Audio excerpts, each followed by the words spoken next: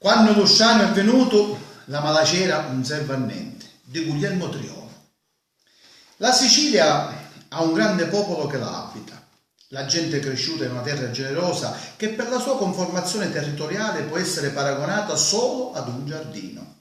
La solarità di questo territorio è invidia di tutti. In altri posti possiamo trovare lavoro, sviluppare commerci, produrre prodotti industriali, ma in nessun posto del mondo possiamo trovare la solarità dell'amata terra di Sicilia e la solarità della gente che vi risiede. Luciano, che venne di fora, quando arriva in questa terra ci volesse mettere le radiche e un si ne volesse ricchio. Lo sole, l'aria pulita, lo verdume della campagna e lo colore del mare lo pigliano come un abbraccio della madre.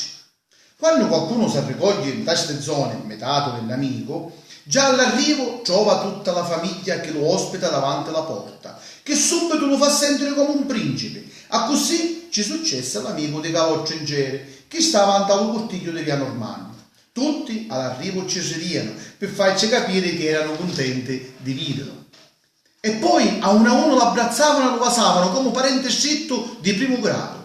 Meschino restava storduto con tutto questo abbrazzamento e scingiute le mani e impasemuto tutto lo suo calore che trovavano di sta gente nuova che non aveva mai conosciuto.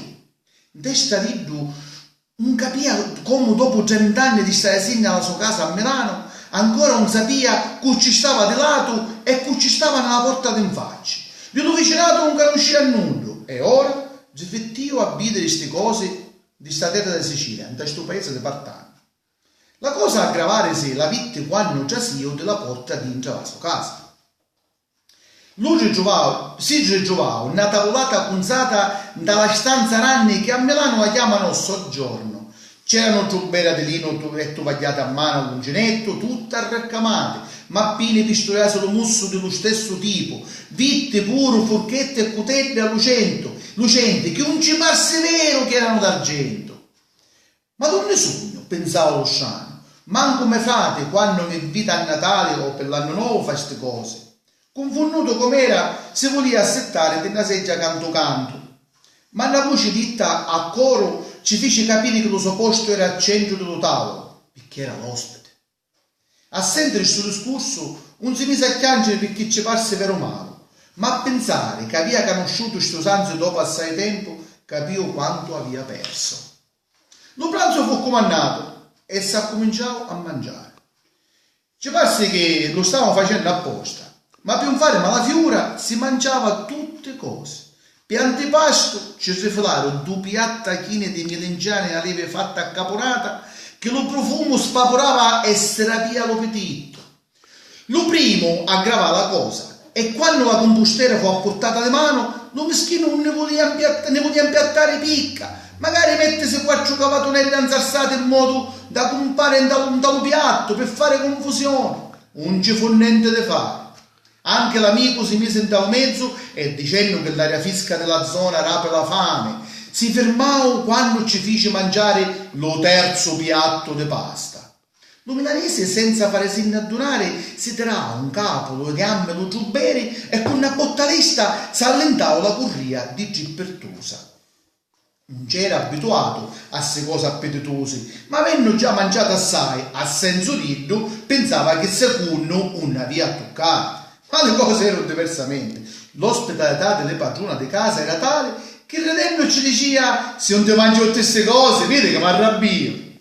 Volendo parlare troppo assai dell'animo amoroso dello Partannese, alla fine ci fecero mangiare per secondo 3 fette di carne, 4 polpette con la salsa e una frittata da sparaci selvaggi con gli 2 giorni prima dalle tempone alla preola. Cuccio.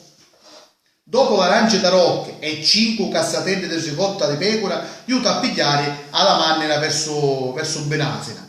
Lo meschino era buttato come un uto e s'affetto dimostrato sul giorno si lo stava portando allo fossone.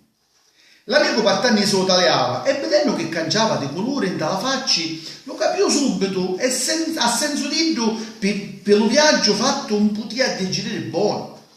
Ma subito ci trovava un rimedio. Pigliava una quartiglia di mennoli attorrati, ce ne scacciava per farle digerire e ci fece mangiare una mezza granata di spicchia. A questo punto le cose toccarono fondo. Ci mancava l'aria per la panza che aveva antepato, per lo troppo mangiare, ci veniva di ciateare, aveva guaranate e quando un po' di più scugnavo la seggia dello tavolo e si susio. Alla susuta tutta a restare a tagliare. Le cavo se l'aveva calate perché ci avevano caduto con l'allentamento della corria. Si vedevano le mutande milanesi che erano diverse di quelle di tira che si usavano a Partanna, ma non sapendo niente di Milano e come si mangiava in questi posti, la pigliarono come usanza dei paesi e punce fare malo sgarbo si calarono tutte le cause.